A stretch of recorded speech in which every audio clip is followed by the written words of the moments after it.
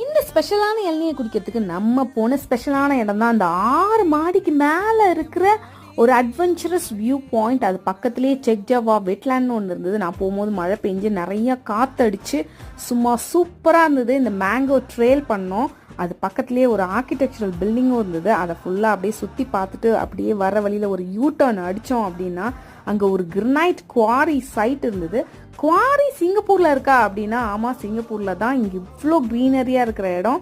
நம்ம பம் போட்டில் போகணும். இது போகிறதுக்கு ஒரு $4, வரதுக்கு ஒரு $4 ஆகும். இதில் நம்ம சைக்கிள் கூட எடுத்துகிட்டு போய் அங்கே சைக்கிளிங் பண்ணலாம். அங்கே நிறைய ஆக்டிவிட்டீஸ் பண்ணலாம். அந்த ஐலாண்டில் காயாக்கிங், அப்புறம் குட்டி போட்டை ஹயர் பண்ணி பக்கத்தில் இருக்க ஐலாண்டெல்லாம் எக்ஸ்ப்ளோர் பண்ணலாம். அதோட இது சைக்கிளிங்க்கு ஆசமான பிளேஸ். இப்படி நம்மளால் போக முடியாது அப்படின்னு வருத்தப்படுறவங்க இல்லை எல்டரியாக இருக்கவங்கலாம் இங்கே குட்டி வேன்ஸ்லாம் இருக்குது. அதெல்லாம் கூட ஹயர் பண்ணி உள்ளே சுற்றி பார்க்கலாம். அதுதான் புலோ பின் அப்படின்ற ஐலாண்டு. Must visit place. நீங்கள் கண்டிப்பாக